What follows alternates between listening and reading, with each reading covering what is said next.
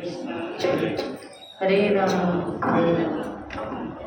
जय श्री कृष्ण चैतन्य प्रभु नित्यानंद श्री अद्वैत गदाधर शिवसादि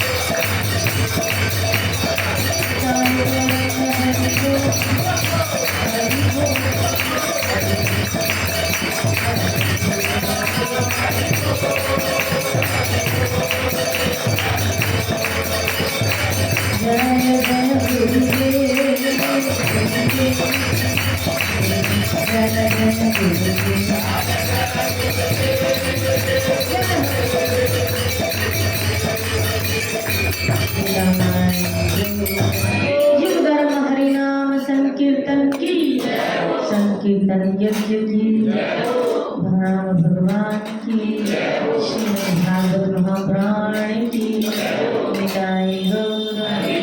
ओम नमो भगवते वासुदेवाय।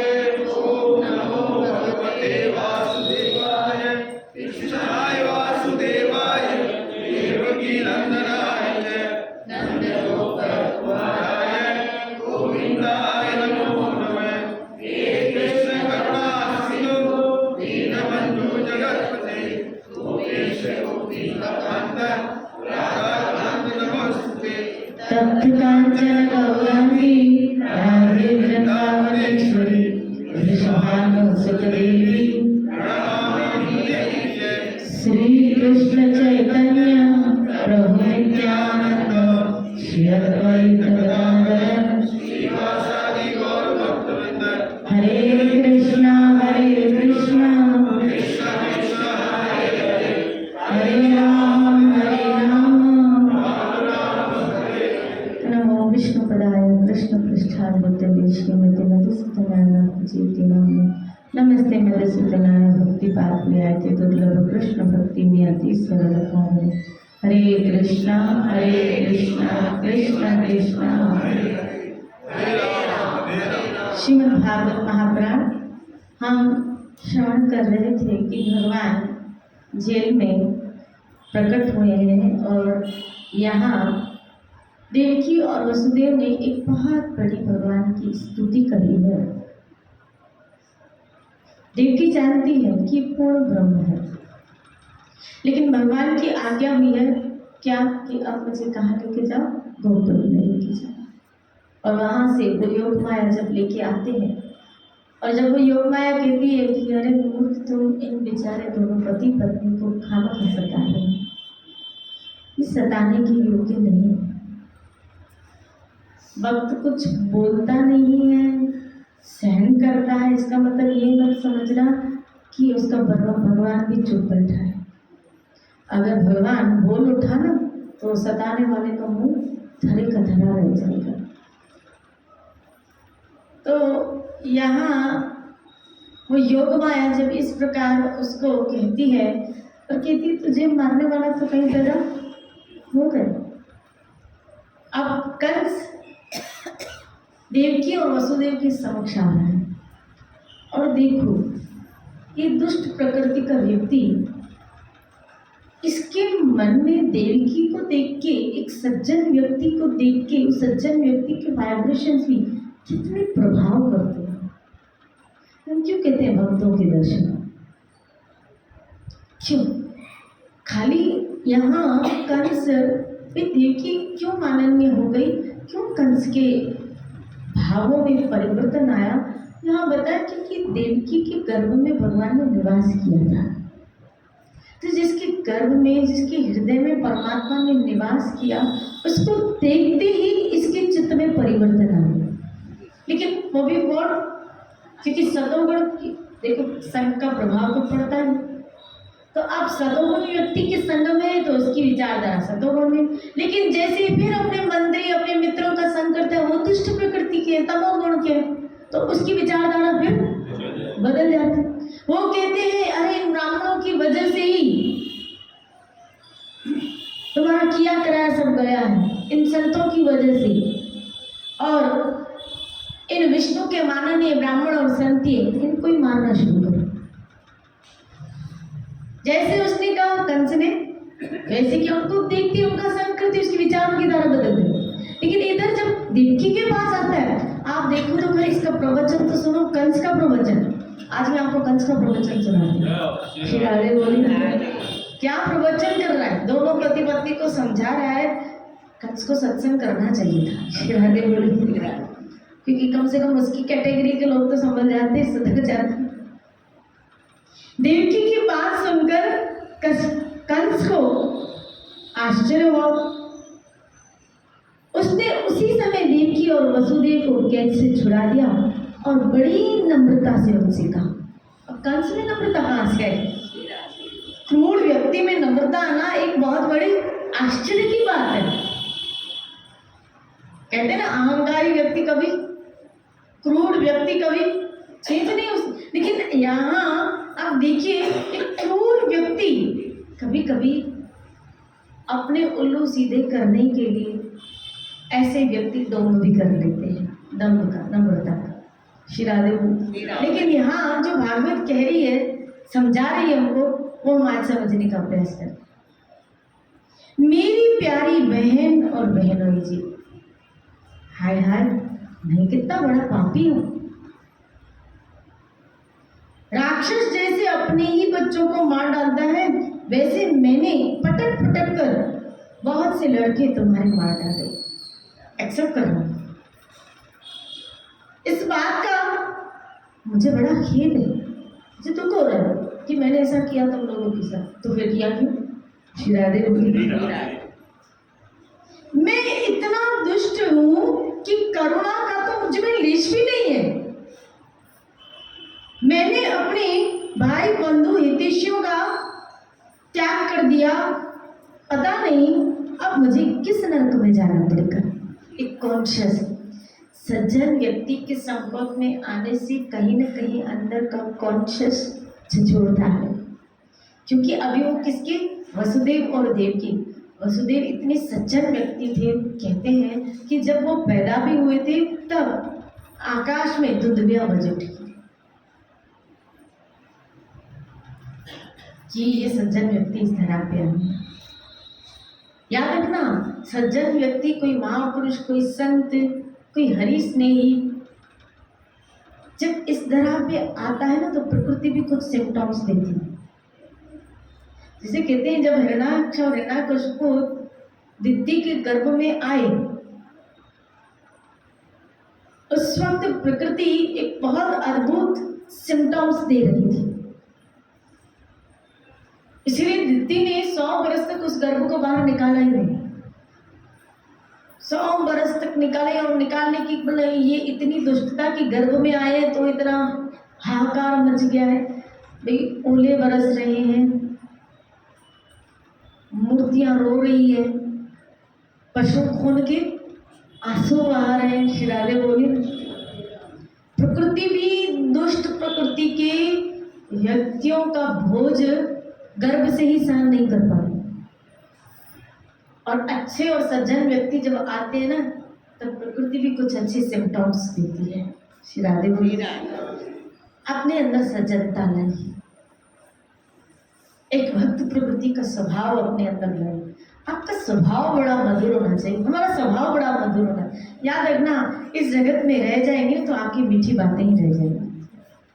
मैं उस दिन चाणक्य पंडित का पढ़ रही थी। चाणक्य पंडित कहते हैं शब्द जरा संभाल के बोलो, जब गंदा शब्द, जब ऐसा क्रोध युक्त शब्द तुम्हें अच्छा नहीं लगता सुनने को, तो तुम जब किसी को सुनाओगे तो उसको कैसे अच्छा लगेगा? जब तुम्हें सुनने को अच्छा नहीं लगता है तो सामने वाले को कैसे अच्छा लगेगा? उस वक्त तुम्हें विचार क्यों नहीं आता कि जब तुम हर्ट हुए हो तो वो भी तो हर्ट हो। और याद रखना, आप किसी को हर्ट करते हो, गीता कहती है भगवान का निवास स्थान हृदय में है। तो जब कृष्ण का निवास स्थान, ठाकुर का निवास स्थान हृदय है, और आप किसी के दिल को दुखा रहे हैं, इसका मतलब है आप परमात्मा को दुखा रहे हैं जो वहां बैठा है। श्री राधे बोलिए, बोलो ना श्री राधे। इसीलिए सज्जन व्यक्ति को, भक्त प्रकार के व्यक्ति को, भक्तों को इस मामले में सावधान रहना चाहिए। वो खाली अपना ठाकुर मूर्त में ही न देखे, हाँ विग्रह में ही न देखे, लेकिन वो अपना ठाकुर हर घट में देखे। हाँ पंजाबी की कहावत है ना, मेरा साइया हर घट समाया, हर घट में मेरा साइया समाया। श्री राधे बोली हर घट में अपने परमात्मा को देखता है, अपने ईश्वर को देखता है। इसीलिए प्रयास ये करो कि आपके मन वचन कर्म से किसी का दिल न दुखे, हर्ट न हो कोई।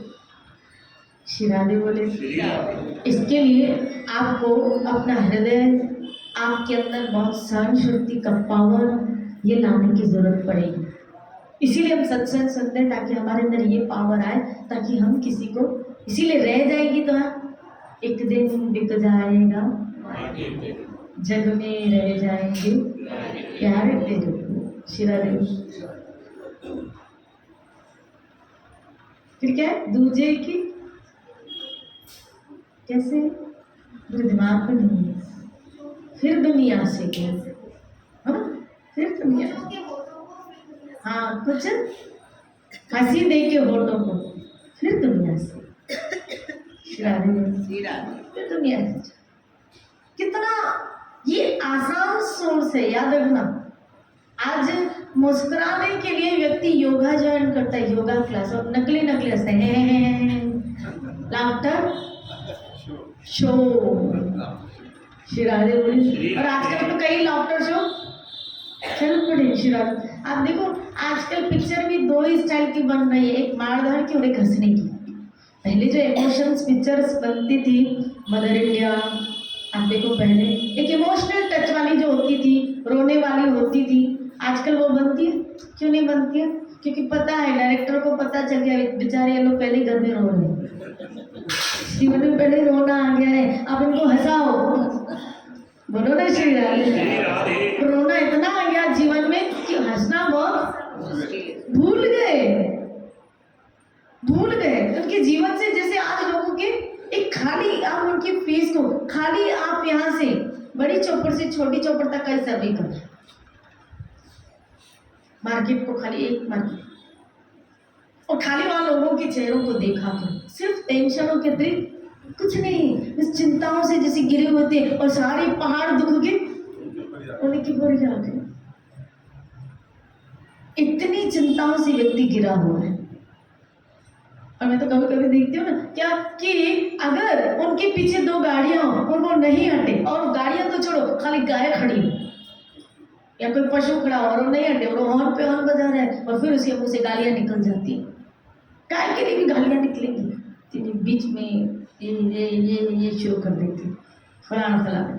अब वो सुन रही है, वो तो कहे वैसे ही नहीं, तुझे ही साइड होके जाना पड़ेगा बेटा, वो नहीं हटेगी।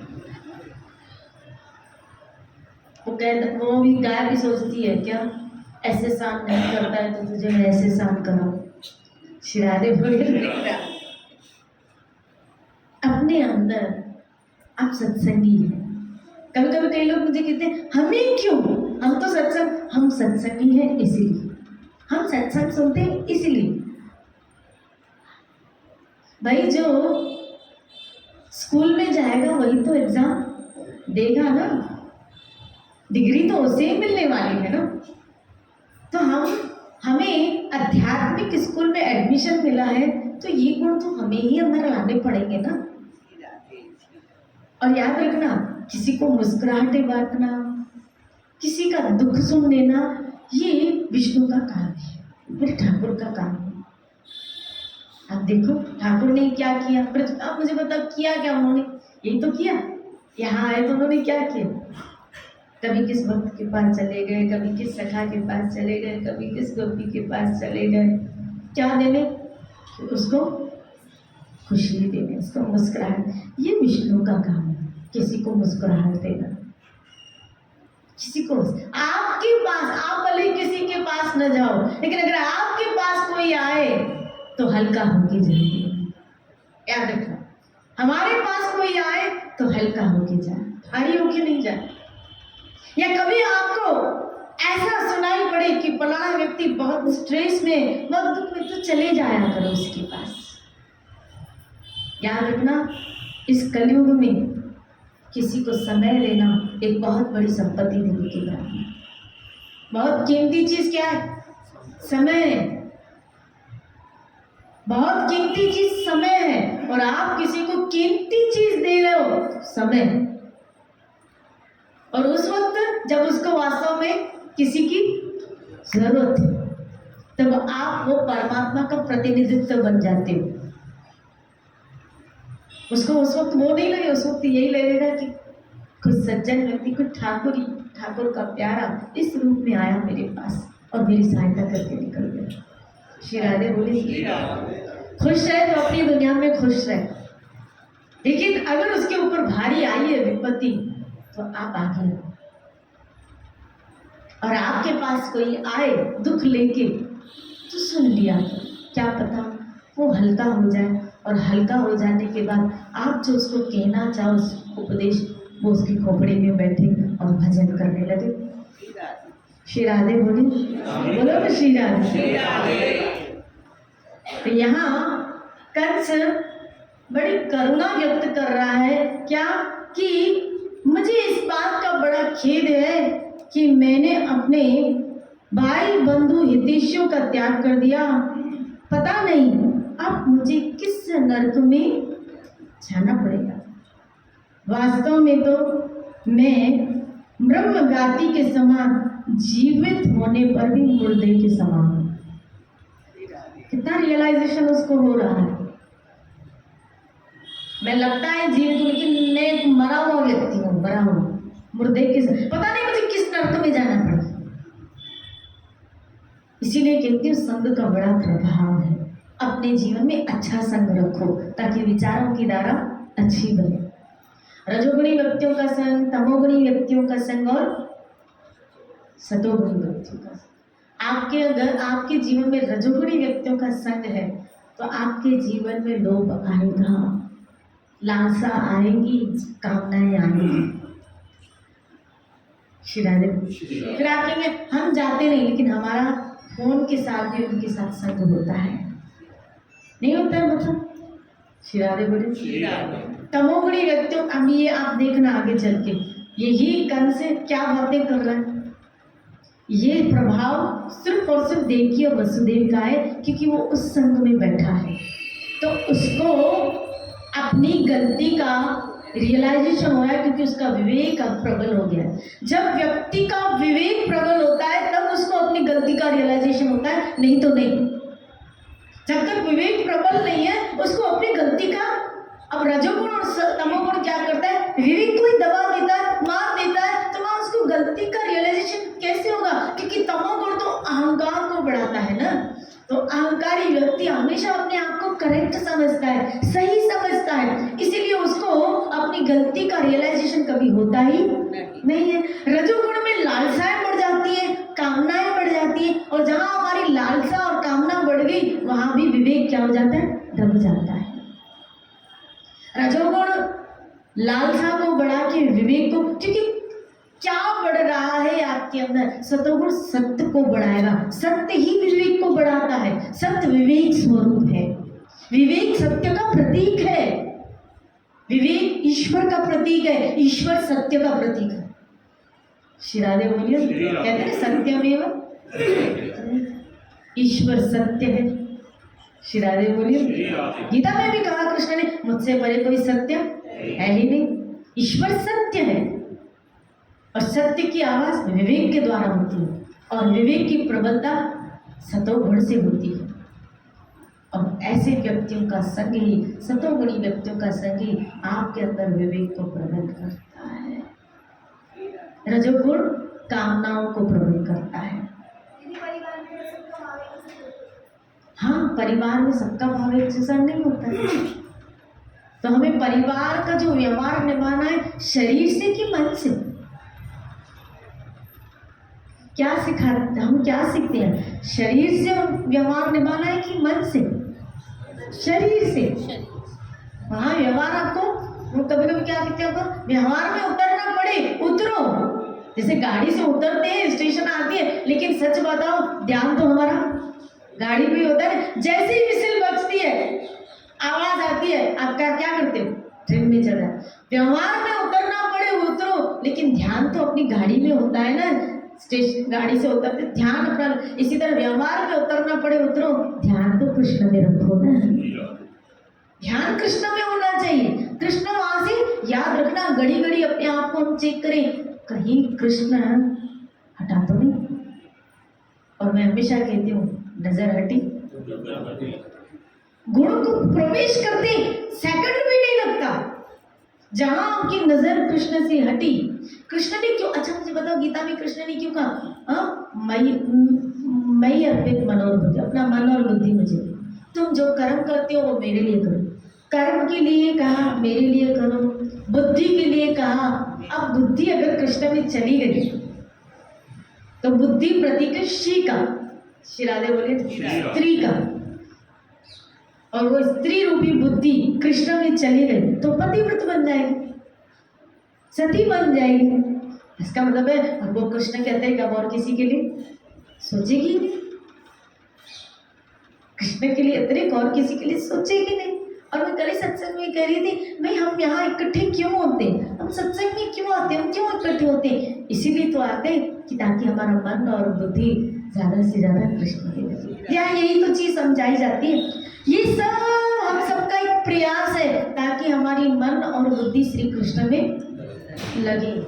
भले अभी नहीं लगी है, ठीक है, पूरी तरह नहीं लगी गई है, लेकिन अभी तक पूरी तरह नहीं लगी हुई है। लेकिन अगर पूरी तरह नहीं लगी हुई है तो ये सत्संग एक प्रयास रहता है ना कि रोज उसके विषय सुनते सुनते सुनते सुनते सुनते हमारी बुद्धि उसमें लग जाए, हमारा मन इसमें लग जाए। शिराजे, और जिस दिन लग गया,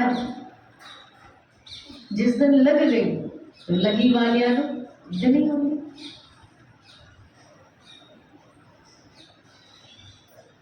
कई लोग भक्तों को कहते हैं पागल, नहीं है लोग तो पागल। गीता ने उन लोगों को पागल नहीं कहा। गीता में कृष्ण ने कहा है बुद्धिमान लोग मेरी शरण में आते, भक्त पागल नहीं होते। किसी कवि ने पागल शब्द का अर्थ निकाला और मुझे बड़ा अच्छा लगा, जो आपके साथ शेयर करूं। पागल शब्द का अर्थ निकाला, बोला लोग ऐसे समझते हैं कि जिसकी कम संसार में पागल किसको कहते हैं, उसकी सोच विचार, उसकी मंद बुद्धि है, उसको पागल नहीं कहेंगे। तो बोला पागल शब्द शब्द का अर्थ निकाला। बोला पागल शब्द का अर्थ है पागल, समझना, पागल, उसको तोड़ा, पागल। तो बोला अगर इसको लगाओ तो लग पा, जो व्यक्ति उसको पाने में लग जाए वो है पागल। अर्थ निकालो, लग पा, पागल तो लग पा, जिसकी बुद्धि ईश्वर को पाने में लग जाए वही पागल। तो अगर कोई आपको पागल कहे ना तो खुश होना, क्या मेरी बुद्धि जिसको पाने में लगनी चाहिए उसी में लग गई है, और यही तो कृष्ण हमसे चाहते हैं कि तू अपनी मन और बुद्धि मुझ में लगा। श्री राधे बोलिए। इसीलिए दुखी मत होना अगर कोई आपको ये शब्द कह दे, क्या पागल हो गई है तू, तेरा दिमाग सठिया गया है। श्री राधे बोलिए, बोलो ना श्री राधे, बोलो ना श्री राधे। हाँ हम पागल हैं, पागल है। वो किसी ने खूब कहा है, एक सूफी संत ने, मेरे दिमाग में दीवानगी के लुच्छे हैं, मेरे दिमाग में दीवानगी के लुच्छे हैं, मुझे पागल रहने दो, हमें पागल रहने दो, हम पागल ही अच्छे हैं, हमें पागल रहने दो, हम पागल ही अच्छे हैं। श्री राधे बोलिए। ये दीवानगी जब लग जाती है तब जीने का मजा भी कुछ अलग हो जाता है। जब इस रस में कोई जीव डूबता है तब उस जीने का मजा ही कुछ अलग हो जाता है। न किसी का होश, न किसी की परवाह, वो बेपरवाह हो जाता है। कोई कुछ बोल रहा है, जैसे कोई मंद बुद्धि वाला व्यक्ति अगर उसको कोई कुछ बोले करे तो उसको किसी की परवाह नहीं होती है, ऐसे ये भी बेपरवाह हो जाता है। किसी ने निंदा कर दी उसको कुछ परवाह नहीं, किसी ने स्तुति कर दी तो भी परवाह नहीं। श्री राधे बोली। किसी ने फूलों की माला पहना दी, परवाह नहीं है, किसी ने जूतों के हाथ पहना दी, परवाह नहीं, उसको परवाह है तो अपने ठाकुर की। बस हमारी परवाह का केंद्र कृष्ण बन जाए कि जब आप उसकी परवाह करने लगे। याद रखना, जो व्यक्ति उसकी परवाह करने में इस जीवन को लगा लेता है, फिर वो व्यक्ति इस जगत से वास्तव में बेपरवाह हो जाता है, चिंता नहीं रहती। नहीं तो एक की क्या करनी पड़ती, चिंता करनी पड़ती, परवाह करनी पड़ती। मेरे बाद इसका क्या बनेगा, उसका क्या बनेगा, इसका क्या बनेगा, उसका क्या बनेगा, उसका क्या बनेगा। अरे मूर्ख, सोच तेरा क्या बनेगा, क्योंकि जिनकी तू चिंता करना है उन्होंने तो अपनी प्लानिंग करके रखी और आपको बताया भी नहीं है। आपको पता भी नहीं है कि उन्होंने क्या क्या करके रखा है। श्री राधे बोली, बोलो ना श्री राधे। और हमने उसकी एक व्यक्ति मिले मुझे, बोला मुझे अब मेरे बेटे को दो बेटियां हो गई। उसने से बोला मेरे बेटे को दो बेटियां हैं और मुझे उसकी बहुत चिंता हो रही है। क्या बेटे में कुछ टपड़ है नहीं, तो मुझे उसकी बहुत चिंता हो रही है कि बेटियां अगर बड़ी हुई, उसका शादी, उसका ये, तो मुझे सारी व्यवस्था करके चलनी पड़ेगी। आप विश्वास नहीं करोगे, आप बिलीव नहीं करोगे क्या कि उनके अंडर में एक, जैसे अपने दुकान में काम करते, तो उसने बताया, बोला दीदी आपको क्या बताऊँ, इसके बेटे कितनी प्रॉपर्टी अंडर करके रखी है, इसका आपको पता नहीं है। श्री राधे बोली, बोला ये उसकी चिंता कर रहा है, इसके बेटे ने कितना, और मैं इसको बोलता हूँ तो बोलता नहीं मेरा बेटा ऐसा।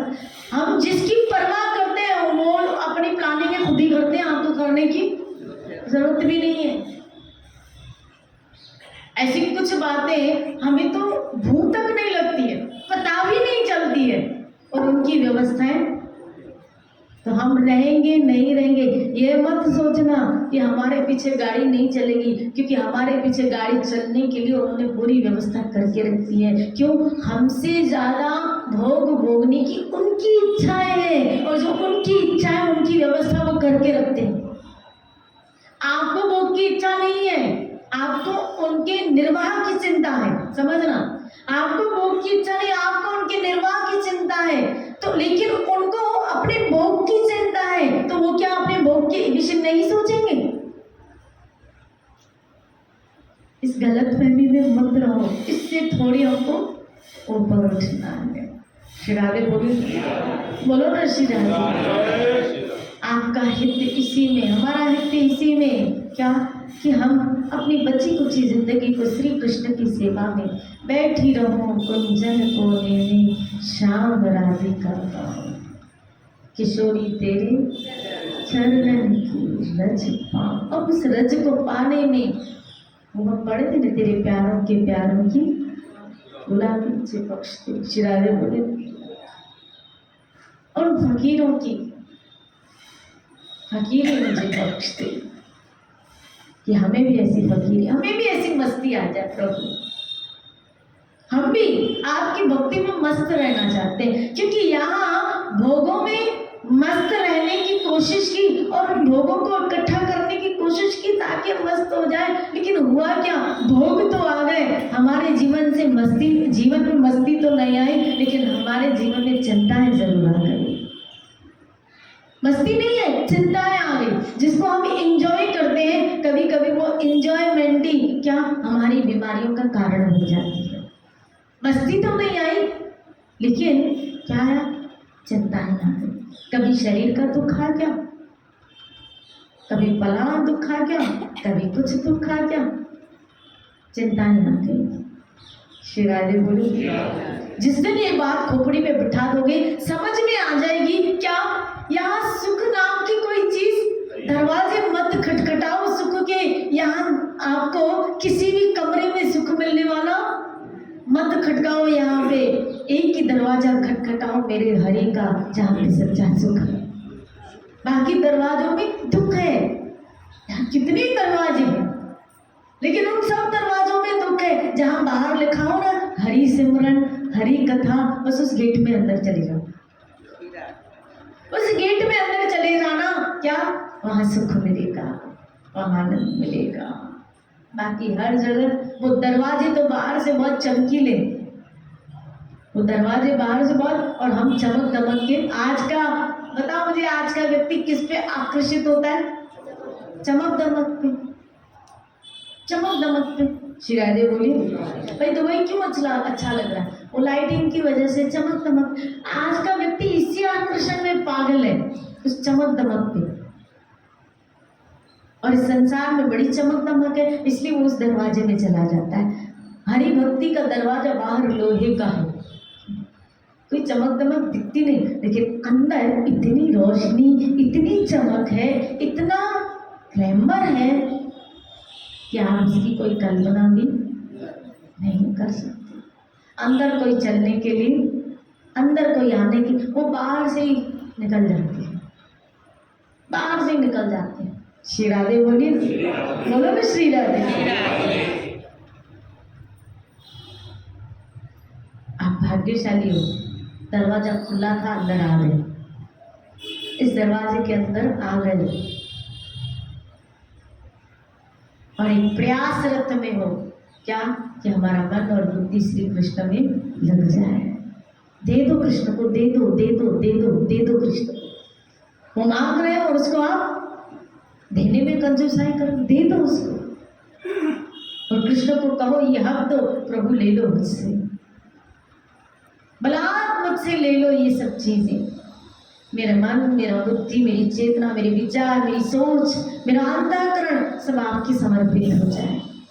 मेरे हर विचार की धारा आपकी तरफ है, जैसे गंगा की धार डूबती कह रही है, समुद्र की तरफ बहती है। श्री राधे बोलिए। और जब सज्जन व्यक्तियों के संग में आते हैं तो ऐसे विचारों की धारा ईश्वर की तरफ बहती चली जाती है। मैंने कहा ना, कुछ संग से अहंकार बढ़ता है और सत्संग से नम्रता बढ़ती है। यहाँ आरंभ में ही आपने देखा क्या कि कंस नम्रता से निवेदन कर रहा है। ये नम्रता इसमें आई कहाँ से? सत्संग से, सतोगुणी व्यक्तियों की संग से, सत्संग से उसके अंदर नम्रता आ गई है और उसका विवेक। सत्संग में सत्पुरुषों का संग हमारे अंदर नम्रता क्रिएशन करता है और हमारे अंदर से अहंकार का छेद कर देता है। निकाल देता है उसको जैसे। श्री राधे बोले, ये तो थोड़ी देर का संग था। कंस को कितनी देर का संग? थोड़ी देर के संग। आप तो निरंतर सत्संग में रहते हैं, रोज नित्य प्रति सत्संग का सेवन कर रहे हैं, इसलिए ना, ताकि हमारी अहंकार की बेड़ियां टूट जाए ये बेड़ियां, और हम ईश्वर की तरफ दौड़ पड़े। अब चलना नहीं है, क्योंकि चलने का समय थोड़ा कर गया, अब हमको दौड़ना है थोड़ा। श्री राधे बोलिए। पता नहीं कितनी सांसें अब रह गई हैं, वो तो मेरा हरि जाने कितनी सांसें रह गई।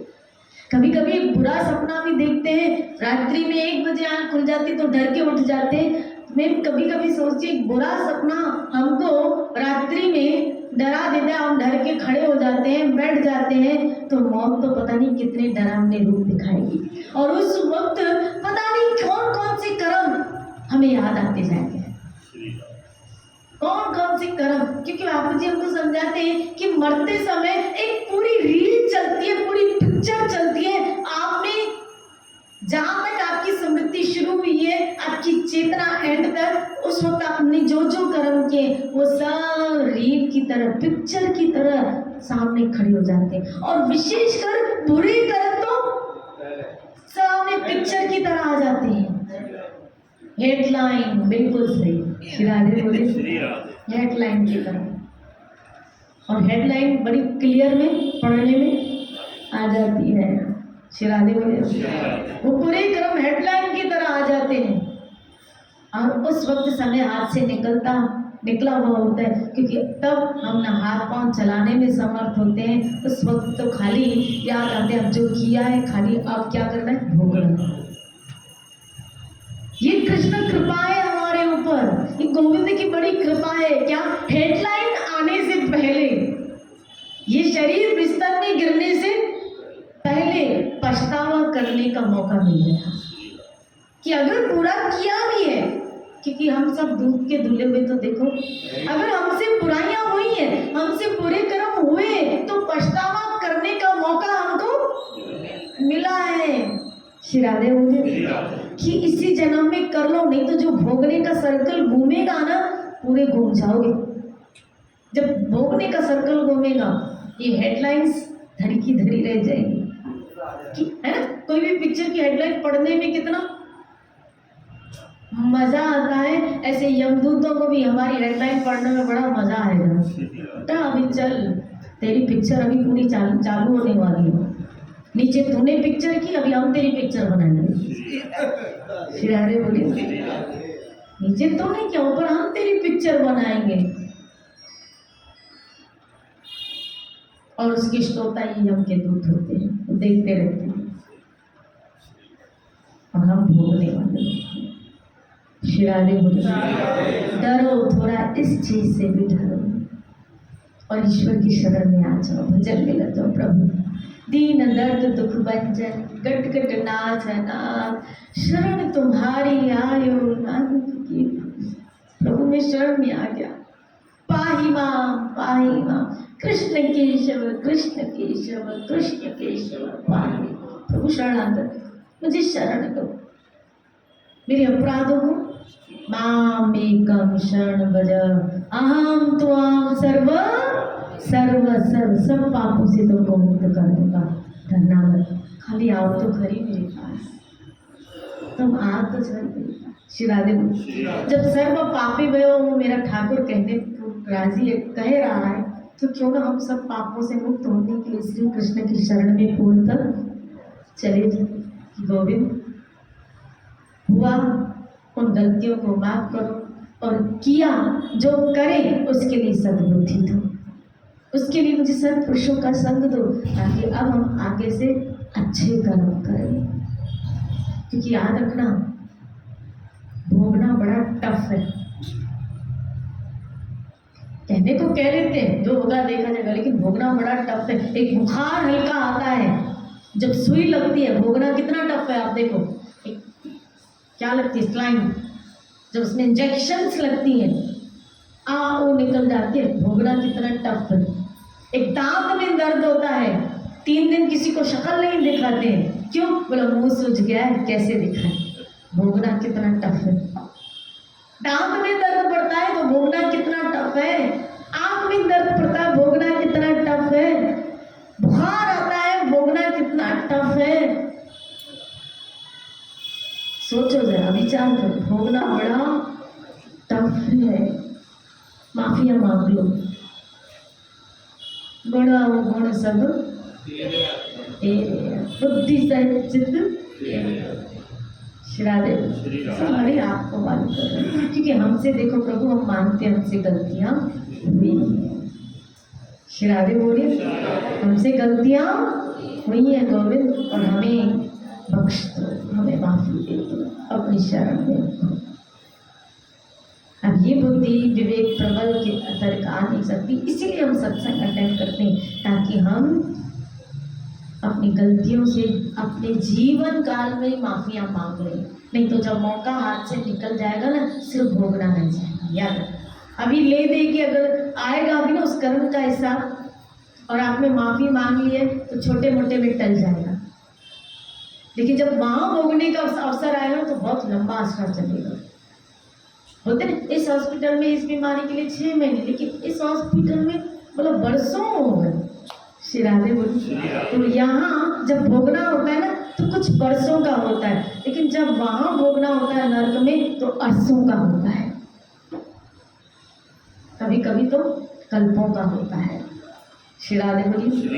यही पश्चाताप कर लो, इधर इधर इधर, और ठाकुर के आगे ही प्रॉमिस करो, अब किसी के लिए पाप कर्म हम नहीं करेंगे, ना अपने लिए, अपने स्वार्थ के लिए, ना ही किसी के लिए। जो खा रहा है, जो कर रहा है, जो भोग रहा है, वो सब अपने प्रारब्ध का ही तो खा पी भोग रहा है। फिर क्यों आप बीच में आ रहे हो? खामखा उस कर्म के भागीदार बन जाते हैं। मैंने उसी दिन कहा, पार्टी में तो सब आते हैं, बोलो हाँ, पार्टी में होते ना, पार्टी में तो सब आते हैं, और हॉस्पिटल में आप अकेले होते हैं, और विशेषकर आईसीयू में तो बिल्कुल ही अकेले होते हैं। पार्टी में तो सब आ जाते हैं, और अगर किसी को नहीं बोला तो समझ के मेरे को नहीं बोला, और हॉस्पिटल में पता भी चलता है उनको, क्योंकि तो हमारे हॉस्पिटल में आप अकेले होते हैं। यहाँ से बात नहीं समझ में आती कि दुख में आपको अकेला नहीं। श्री राधे बोली, मेरा अकेला ही रहना है तो फिर अभी से आदत डालो, अभी से आदत डालो, बस साथ खाली भजन का ले लो, श्री कृष्ण का ले लो। प्रभु मैं जहाँ भी रहूँ तेरे साथ, मैं जिधर भी रहूँ आपके साथ। खूब भजन करो। कल इसी चर्चा को लेते हुए चलेंगे। जय जय